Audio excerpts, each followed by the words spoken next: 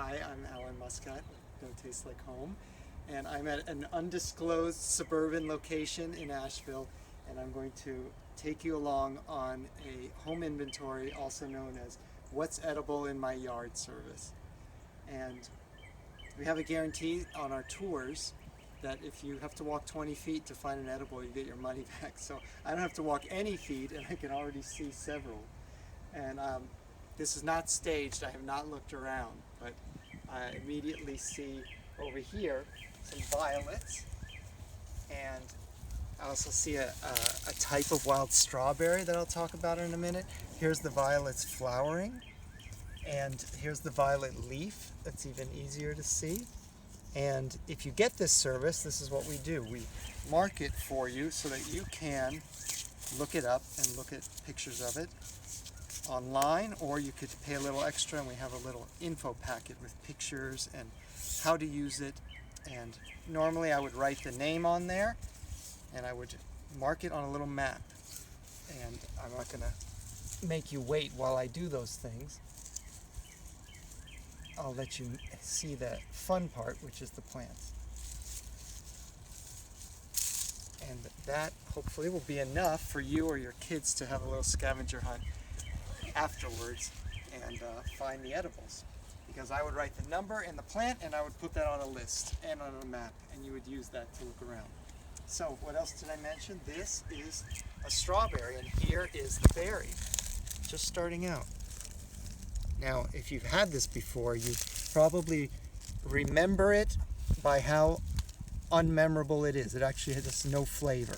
So people sometimes call it airberry, mostly call it snakeberry, maybe because it's duplicitous, I don't know. But I like to call it zen berries because you shouldn't have expectations when you eat something. And this one, it's true, is not sweet, but it has crunch to it. It's kind of like a little marshmallow with seeds on it. And then what do? You just add sweetener to it. So the little ones are just starting. And so I might put a flag on this, like this one here that has no fruit, and say it's edible. But the truth is you wouldn't eat the plant. You would only want to eat the fruit.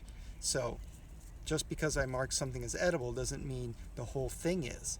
It means, again, it's something for you to look further into or to learn from us about before you just come out here and start eating stuff. Like this violet, you can eat the leaves and you can eat the flowers that I showed you, but you can't eat the roots. So it depends what part is edible. It's a lot of details. And again, the flowers can go in salad and the leaves can be raw or cooked. Either way. But that's another point. There are things that cannot be eaten raw even though they're considered edible. And I'll get to an example of that. So what part, how do you prepare it, when will it actually be edible? There are things that are only edible when they're young.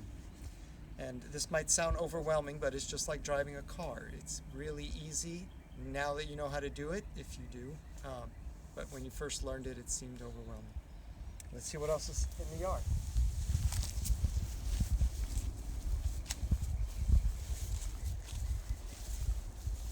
See what I see?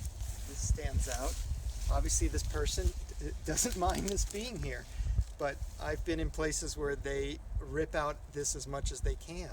It's considered a noxious invasive weed.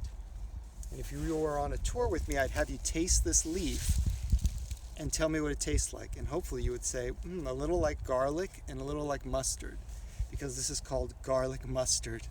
And it's actually a type of mustard green. So if you've ever seen flowers on broccoli, or even see this before the flowers open, that's actually like a little bit of broccoli right there.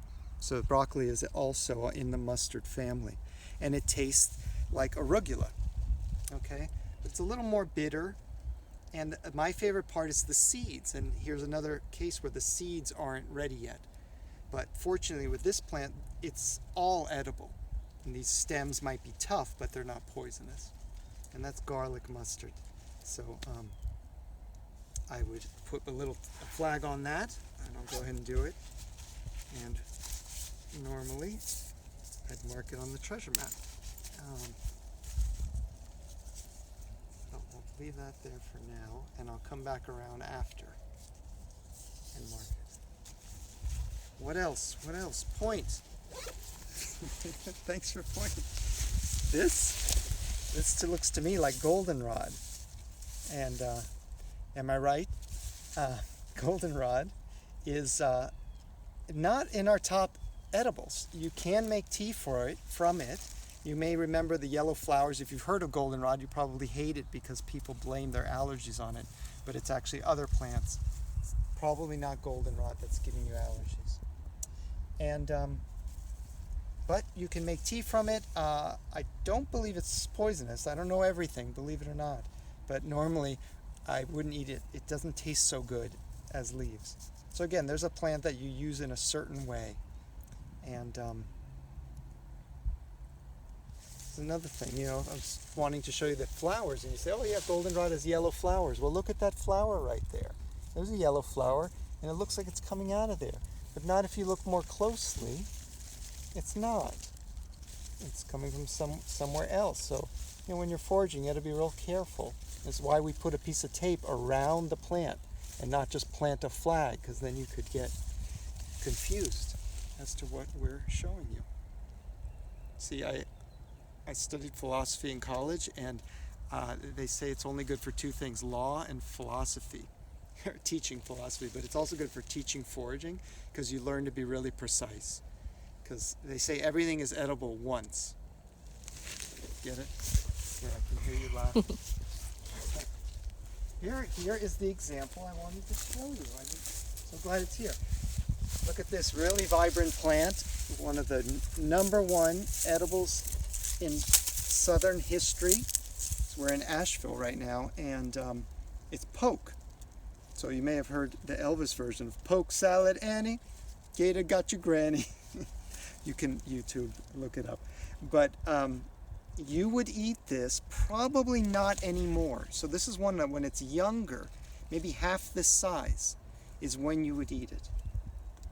That's what most people would say. And most people would say you'd have to even cook it by changing the water twice and boiling it.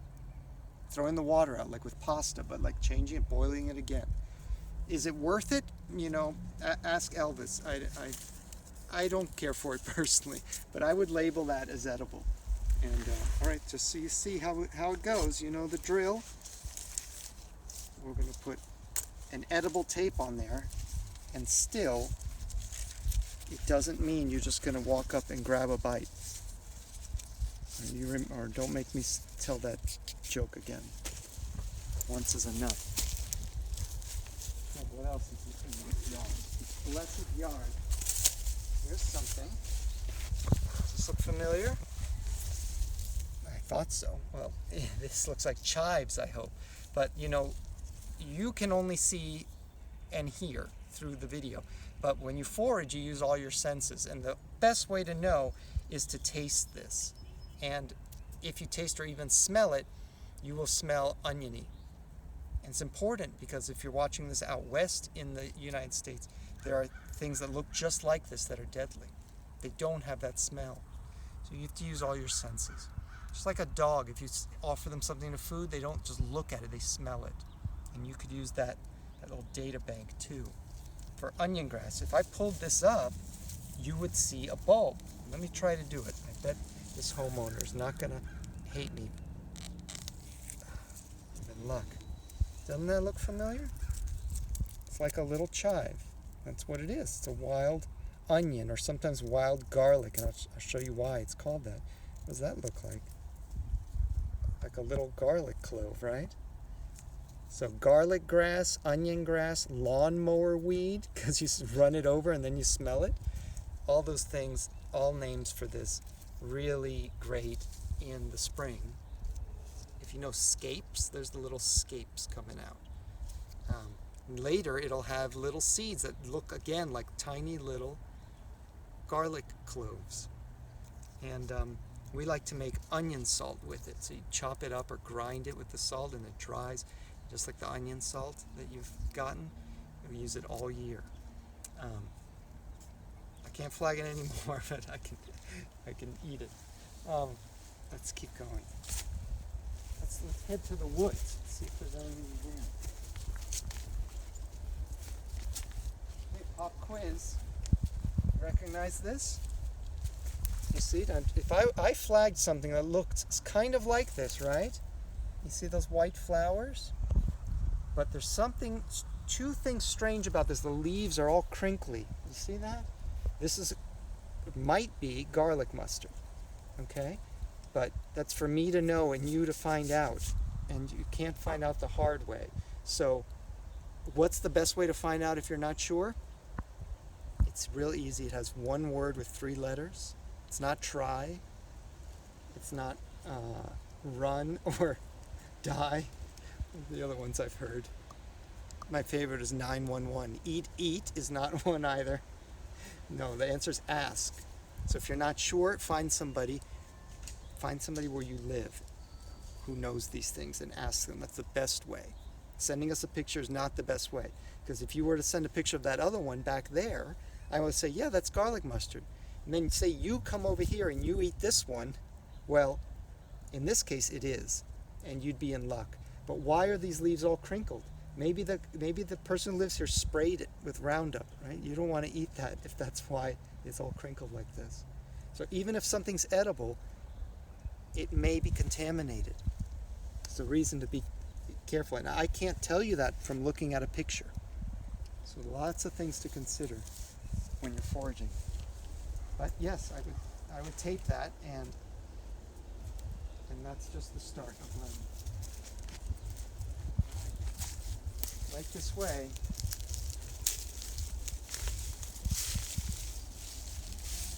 I thought I would find something here. Oh, there it is. All right. I happen to know the homeowner and happen to know that this is her favorite edible. So that's why I'm not revealing her location. She doesn't want you coming in here and stealing her precious plants. Do you know what this is? Well, if you were to scratch and sniff, it would smell oniony, because this is a wild leek, also known as ramps. And ramps are out right now, obviously, and they will form a bulb much like this because they're related. I mean, look how different these look, but they're in the same genus, I think, which means generically speaking, they're the same. But specifically, the species is different. And you can make onion salt with this too. You can pickle these. There's nothing you can't use them for, just like onions. And people love them. Honestly, I like both for different things. And this is normally not in your yard. That's why she had to plant it in the woody part in the back of her yard in the shade. Usually it's up in the mountains, in the shade, and where it's colder and darker. And that's why it's doing okay here, but it's not the ideal place, in the middle of town. So that's ramps, and there's another edible that we could put the tape on. And now, why don't we find something poisonous? Just in case. Let's go over here.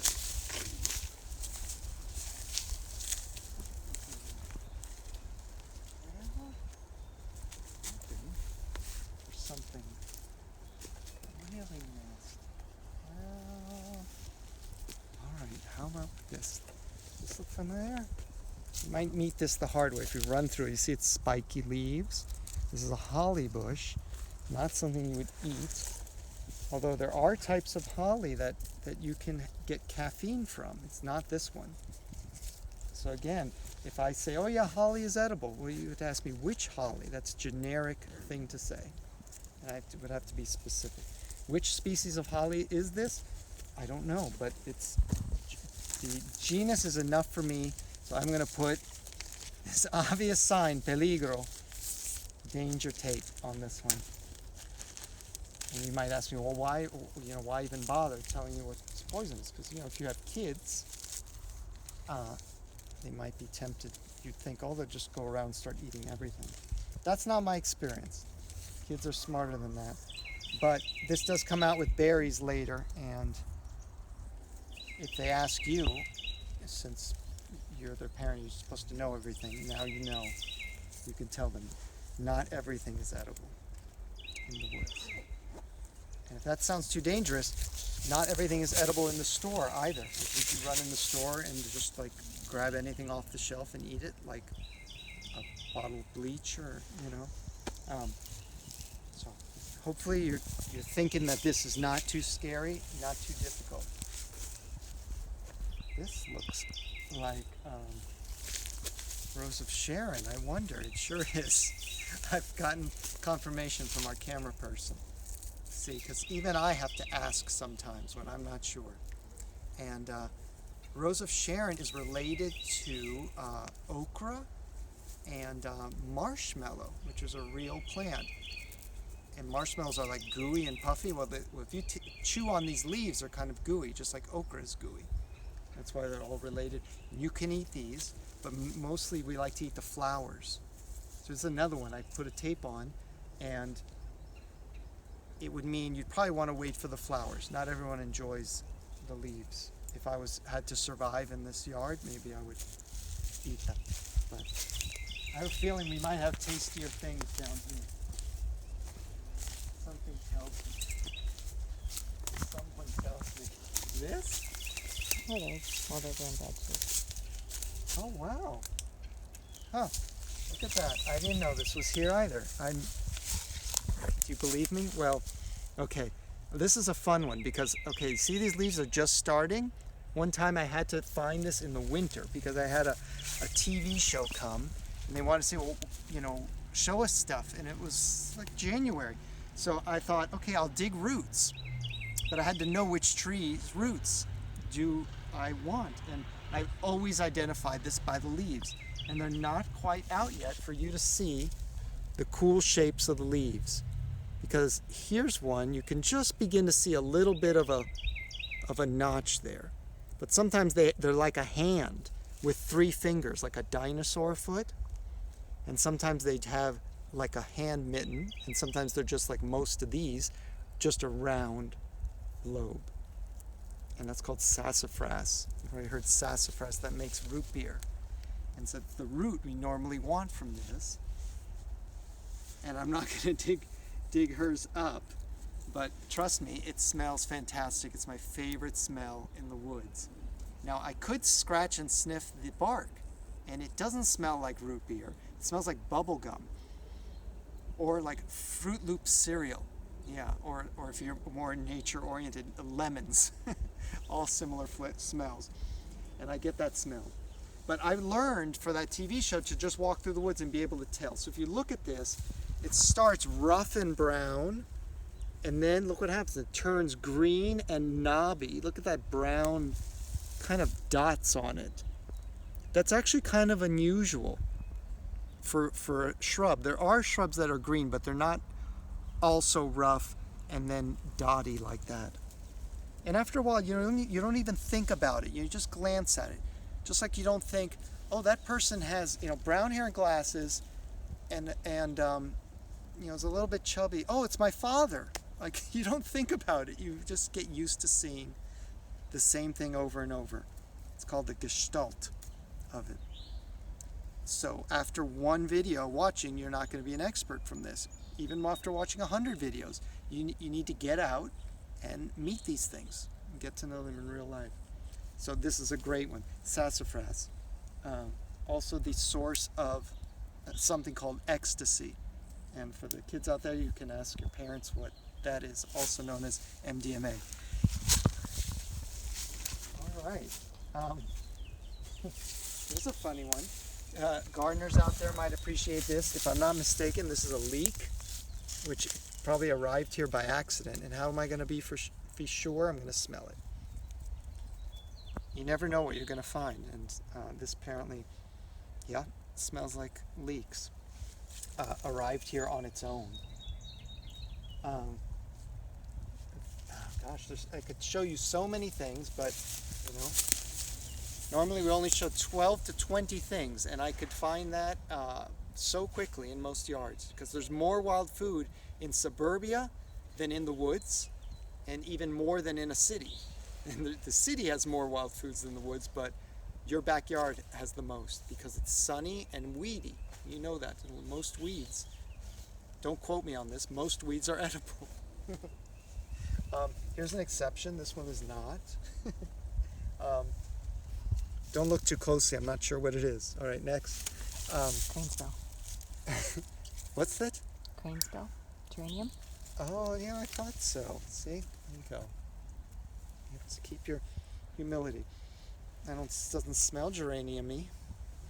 I'm told that this is Crane's Bill geranium. But you know what? This is on a need-to-know basis, and that we don't need to know. But this you do. Pop quiz. Does this look familiar? Everybody said it was a shame, but your mama was working on the chain gang. Poke Salad Annie right here. Straight out of the South. Classic. And if I had to survive, I would have that salad over there and this for my main course. Oh, I'm going to show you one more thing in the yard. But that reminds me, one time when I first moved here, I had a meal. We were so poor. We had this next plant 3 ways. We had a salad, then main course, and then side of greens. And where is it? I just saw it from a distance. Here's a better one. Come up here. You've seen this before, right? Look, my wish came true.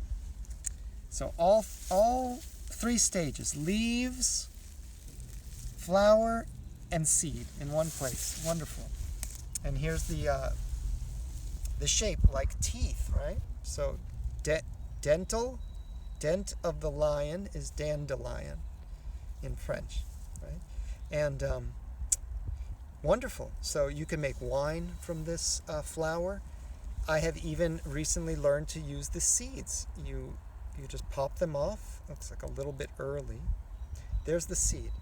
So they will fly off with the fluff unless you break them off. And it's probably early to do this, but later on, you just go like this and look, there they came off. And you put that through a strainer and you have seeds, or you blow. That's called separating the wheat from the chaff. You've heard that expression?